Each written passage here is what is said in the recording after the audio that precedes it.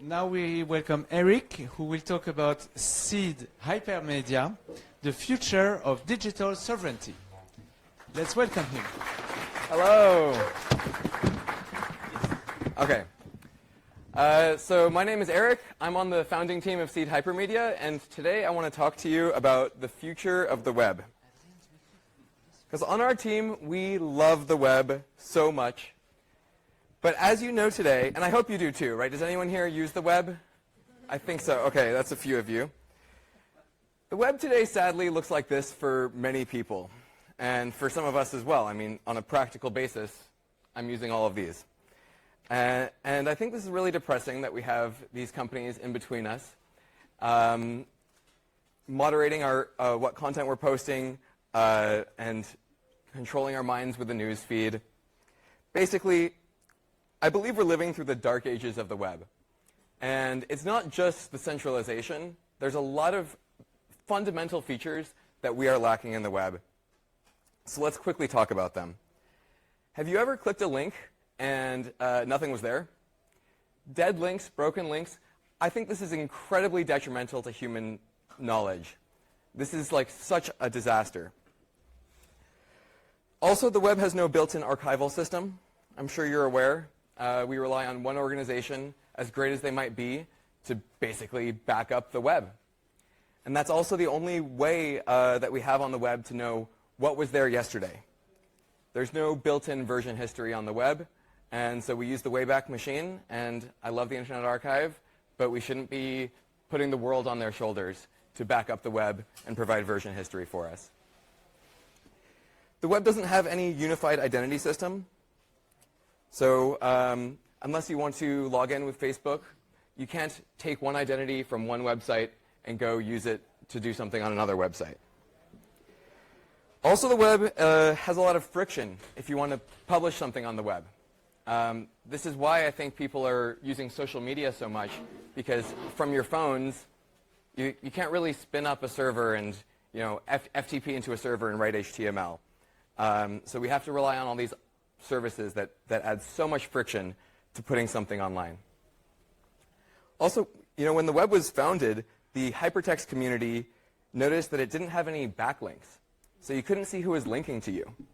And they told Tim Berners-Lee, this web thing is never going to succeed. And because it doesn't have backlinks. And also links can get broken. They were criticizing him for that on day one. And they said it's never going to succeed. And they were right about those things, but they were wrong when they said it would never succeed. Also, the web, which doesn't have a trust system. And I think this is super, super problematic, because when you are interacting with somebody on the web, it's kind of like the Wild West. You don't know who you're interacting with. And this has led to just an extreme proliferation of slop and spam. So for those reasons, I think we are enduring the dark age of the web. And I think humanity deserves a web where we connect directly with each other. And I think the people in this room and those watching have the opportunity to come together and become the inflection point so that we can move away from the dark ages and towards the renaissance of the web. But how might we do that? I think there's a few ingredients, and for one, let's start with a foundational technology. This is why we're developing our protocol. We call it the Hypermedia Protocol. It's quite an ambitious name, I know, but we're going to stick to it. And so the Hypermedia technology, the Hypermedia Protocol is built on some really robust foundations of libp2p and IPFS. So libp2p is our peer-to-peer networking stack, and IPFS is what powers the content addressing of our system. Content addressing, I'm sure most of the people in this room know, is a really cool concept, because it allows you to take a big chunk of data and identify it by its hash. So that means this data cannot change, which is both a feature and a future problem that we will address. But most importantly, this means that you can trust data from anyone. Because if you ask for some data by its CID, they give it to you, you can validate it. So now you can get your data from anyone.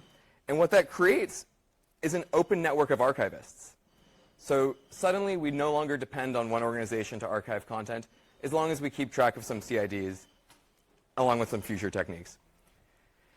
So we're going to develop a decentralized sync engine, so that way we can handle mutations in our system. We've been talking about sync engines all day, but oftentimes your local first application is going to be talking to one server. Now we're going to start talking to everybody, and we'll see how we can manage that. At a very simple level, let's take a look at one node, and note that we have some immutable chunks of data in here, which are our document operations. So it's describing how a document is changing over time. I'm going to move fast because I think everyone here knows where this is going. Basically, you can iterate over each of these to understand the current state of the document.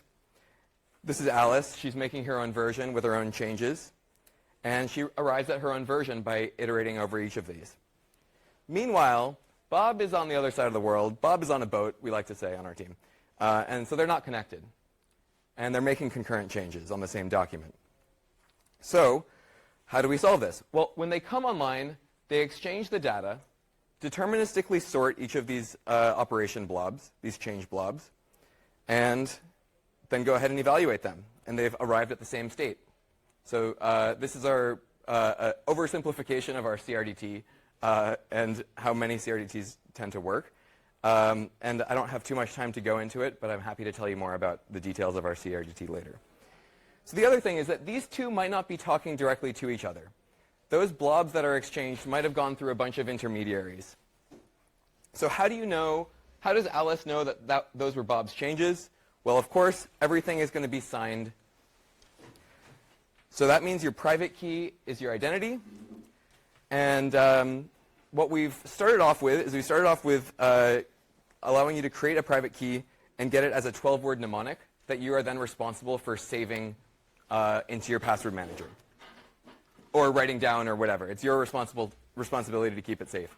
But what we found in practice, trying to do this with real users, like normal people, is that no one can save 12 words. They will forget to. They'll click the checkbox that says, yes, I've saved my 12 words. And then the next day, they're going to say, I don't have them.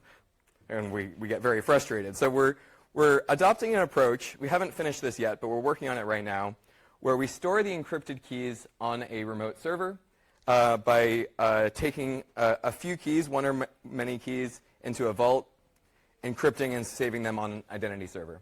And this is how password managers keep your identity safe. This is, again, an oversimplification, but I'm happy to tell you details later. And really, I'm not the right person to be giving that talk. But this is just the tip of the iceberg for the foundational technologies that I think are necessary to build a better web. What else do we need? Well, I think we need really accessible interfaces. We need to make it super easy for normal people to get onto this thing, because otherwise we're just going to be living in our own world where all of the geeks are talking to each other using some cool new technology. So, of course, we're starting with a local-first desktop application. It looks like this. It acts as a browser. It acts as a publishing tool with a WYSIWYG editor. It acts as an archival tool. And because it's a peer-to-peer node, it also sort of acts like a server. But a lot of people don't use their desktop very often, or they don't want to install a new application, or they don't trust us yet. So we're developing a web application as well.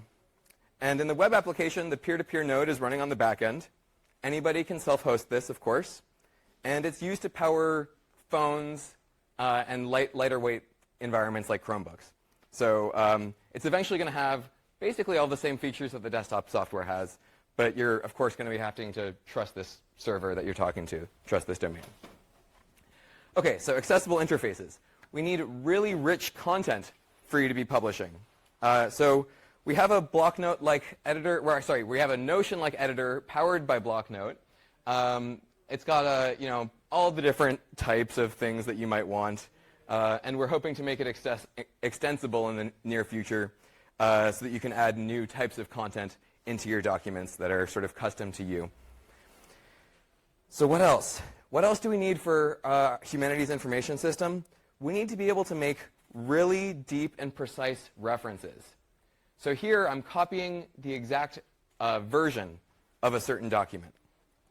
I think that's really important that you can be able to reference the exact version, snapshotted in time, referenced through the CID, the IPFS CID. Also, you can drill into a document however you'd like. You can reference a single paragraph. You can reference a section of a document, because every document is composed as a hierarchy. And you can even reference just a string, just a section of a paragraph text range. And when you do this, you really should be referencing the exact version, so that way your selection is not changing out from under you. What else do you need? Well, one thing I didn't mention is that the web doesn't really have the ability to embed part of one page into another.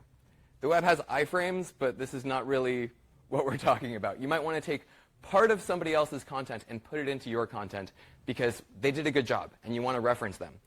And when you make that reference, by the way, you're copying it into your server, but you're not stealing their content because you're not stealing attribution. It's all been signed by them.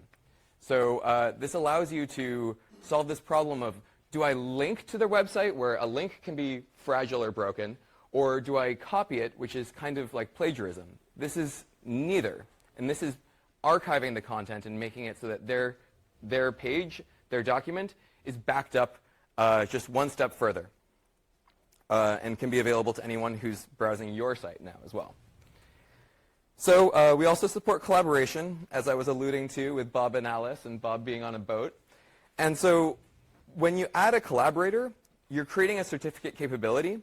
So basically, if Bob is inviting Alice, she's signing something that's saying Alice is invited to collaborate on a document.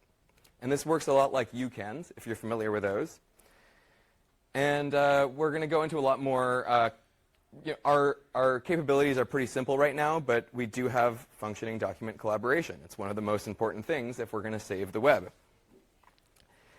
Next up, we are not going to rely on social media as the layer of commentary anymore.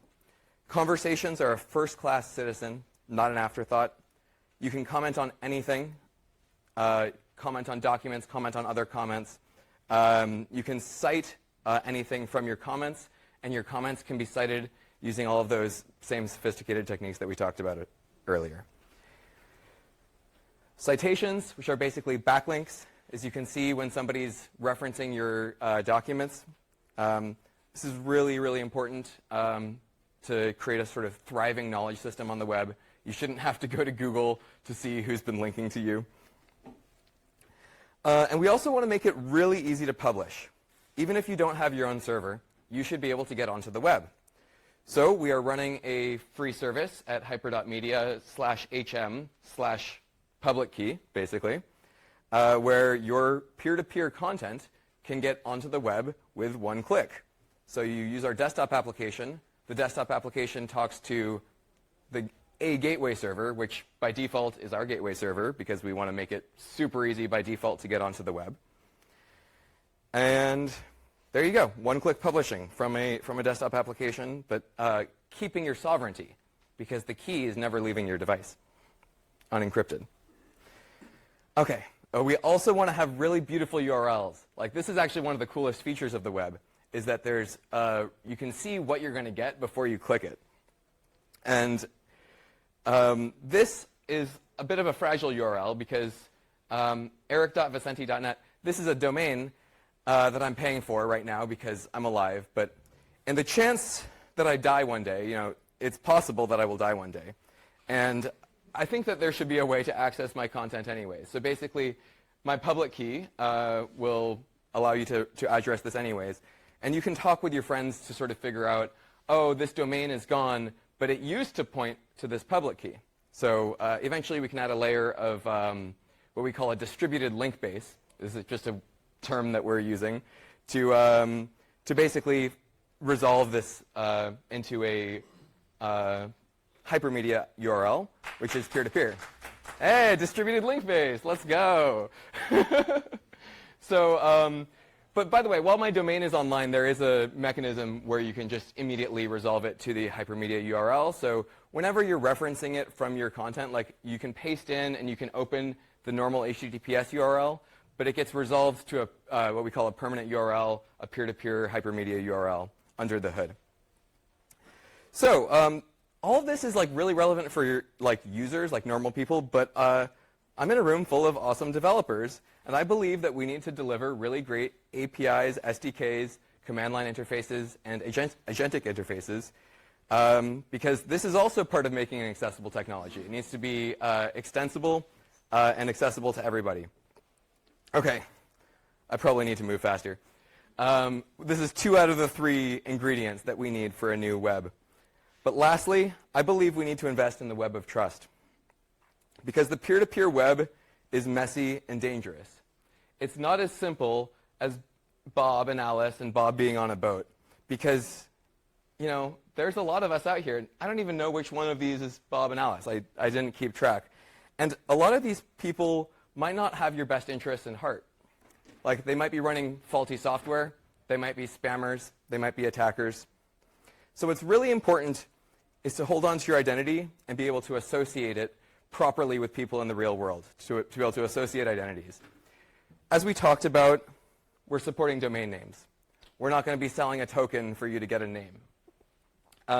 You can resolve a domain name to a public key using HTTPS, and pretty soon we're going to allow you to just use a DNS server because that's simpler for some people. And you can check the signed data that your public key is signing to see what domain is resolving to.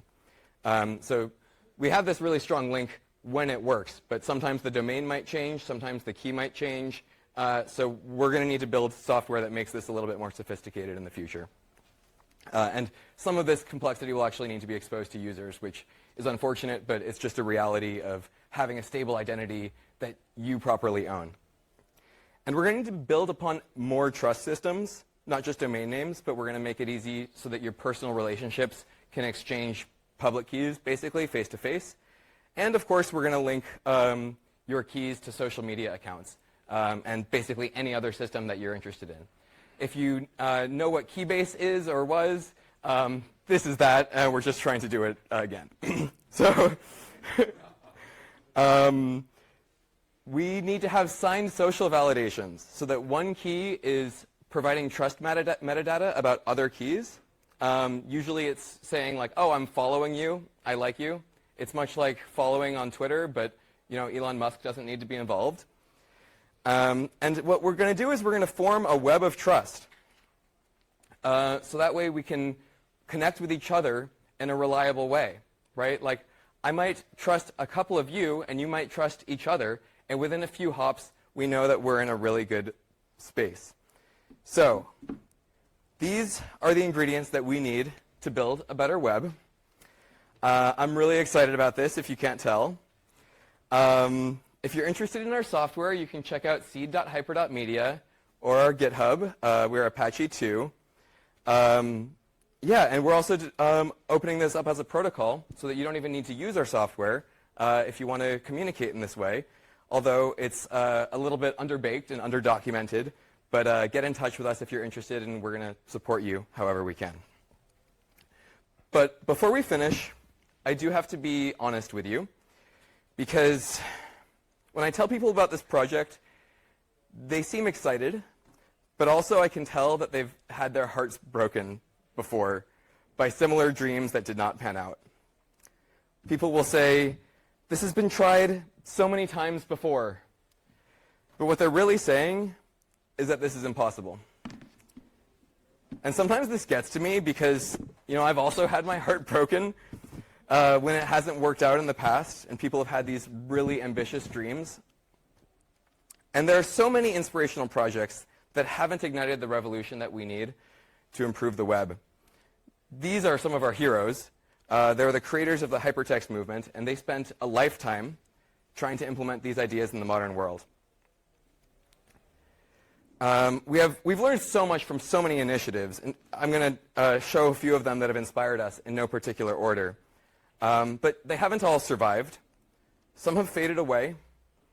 Some have shut down or sold to a big company.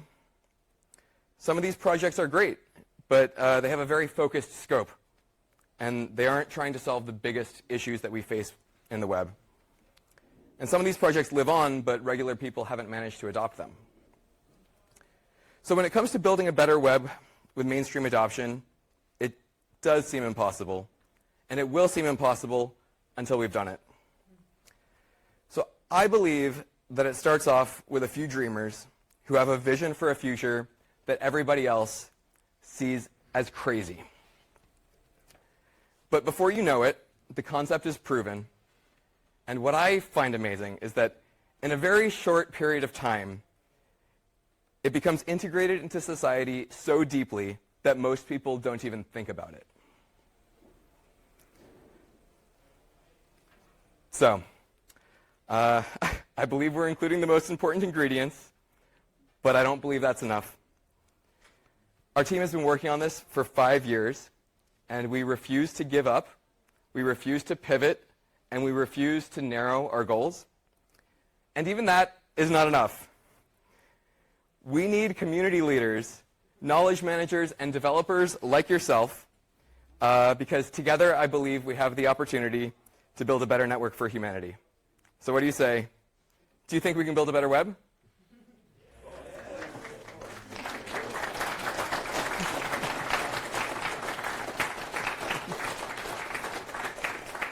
Thank you, Eric. It was a beautiful ending. We don't have time for questions. That's quite all right. And that's the end. We reached the end of the dev room. Yusef, you want to come with me to say goodbye to everyone?